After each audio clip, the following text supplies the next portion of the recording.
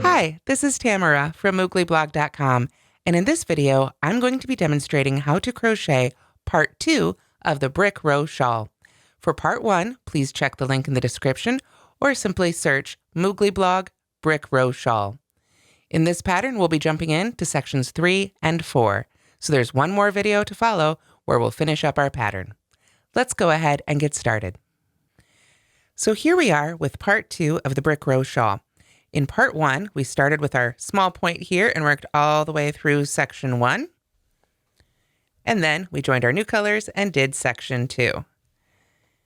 We wanted to make sure that when we finished section 2, we ended up with a double crochet row that started with an increase and was actually worked from the wrong side. So now we're ready to join our next set of colors for section 3. So now we're ready to add section 3. You can start with a couple of new colors. I'm going to go ahead and reuse the ones I demoed section 1 with. We're going to join from the wrong side. So you can see I've got the stripy side here, not the brick side. And I've definitely moved up that stitch marker that indicates the increase side. It's just a great visual reminder.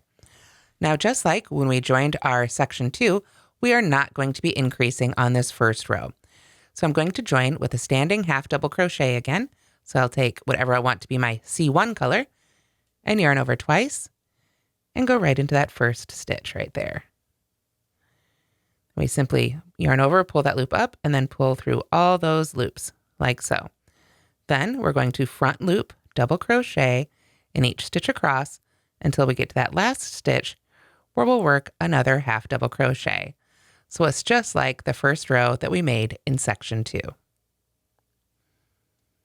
And here we are at the end of section 3, row 1, a much abbreviated version, of course, on our little demo here.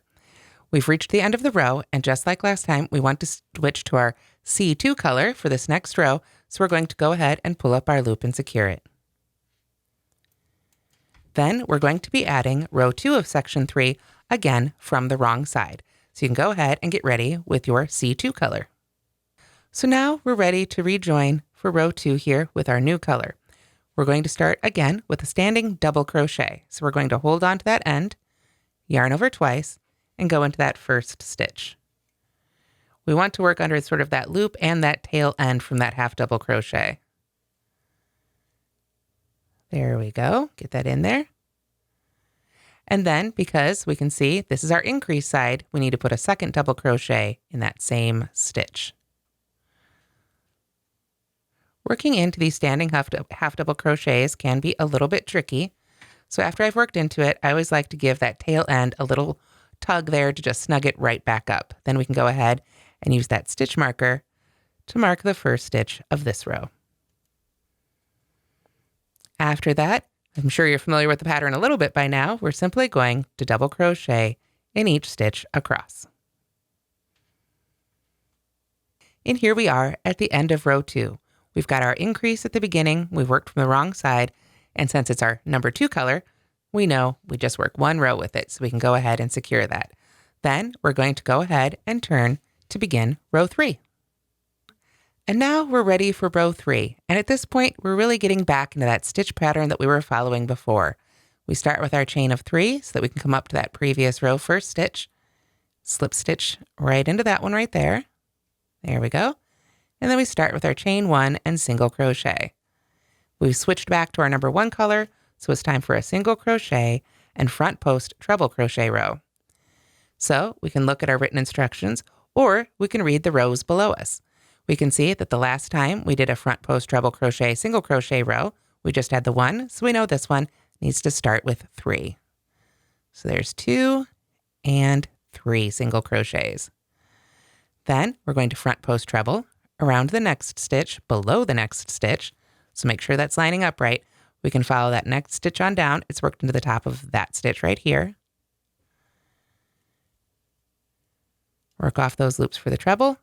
And then it's just the same repeat we did before for all our other front post treble crochet, single crochet rows. Single crochet in the next 3, front post treble in the next, continue on across until you end up single crocheting in those last 2 stitches. So here we are at the end of row 3.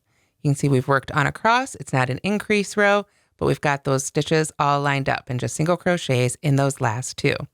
Now we know from previous experience that the next row is going to be in this color.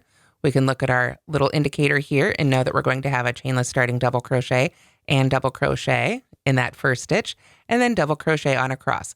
So you can follow along with the written pattern, or you can read your work as I've been teaching you to do in this video. We continue section 3 for a total of 22 rows. Again, we want to start counting from that first row of section 3. This will land us on, for this section, what will be a row 4 rep. We're about to make row 4, so like I say, we know exactly what it is. We'll want to end this section on a row where we chainless starting double crochet and double crochet again in the first stitch, and then double crochet on a cross. Then we'll be ready to break our yarn for section 3 and pick up yet another set of colors for section 4. So on our little sample here, I ended on our row 4 repeat. So now we're ready to add section 4, which is colors D1 and D2. The original, I used the graphite and white, but for our sample here, I'm going to switch back to the greens again. Again, just to conserve a little bit of yarn. So again, we're going to join from the wrong side of our shawl. So we want to make sure we can't see any of those front post treble crochets. And we're going to start again with our standing half double crochet. Hold on to the end of the yarn over twice, and go right into that first stitch. There we go. Then front loop double crochet in each stitch across, ending with a half double crochet in the very last stitch.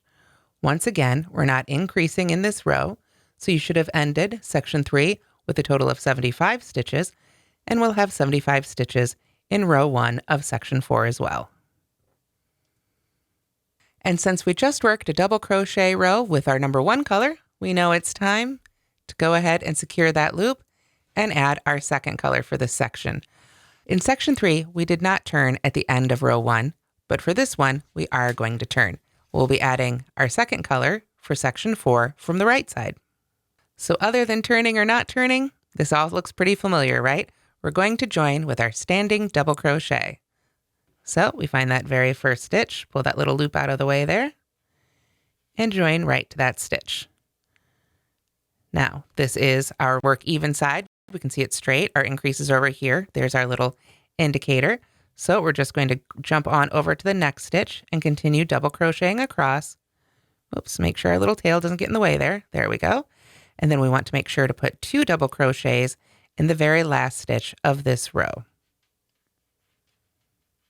So here we are at the end of row 2. You can see I simply double crocheted across, working 2 double crochets into that very last stitch. And now we can tell that color 1 is ready and waiting for us where we need it, so we will not turn at the end of row 2.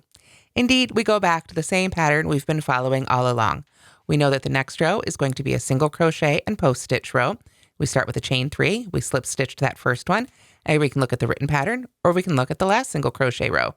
The previous one started with 3 single crochets, so this one will start with just 1 single crochet, then a front post treble, working on a cross until we've got a front post treble in that third to the last one, and then a single crochet in those last 2 stitches.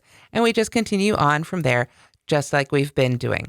For section 4, we're going to make a total of 18 rows, again, starting counting with that first row of this section itself. The last one will be another repeat, just like the one we ended for our previous row, where we chainless starting double crochet and double crochet in the first stitch, and then double crochet in each remaining stitch across. So kind of the opposite of what we did here. We started on one end and double crocheted at the end. We want to make sure that the last row for section 4 starts with 2 double crochets and ends working across with just 1 stitch in the last stitch. So in part 1 of the Brick Row Shawl, we went over sections 1 and section 2. And in this video, we went over sections 3 and section 4. So in part 3, we'll cover section 5 and adding a really lovely border all the way around. And that's how to crochet part 2 of the Brick Row Shawl. Be sure to follow along on Moogly or check the description so you can go to part 3 as soon as it's available. Thanks so much for watching, and don't forget to like and subscribe.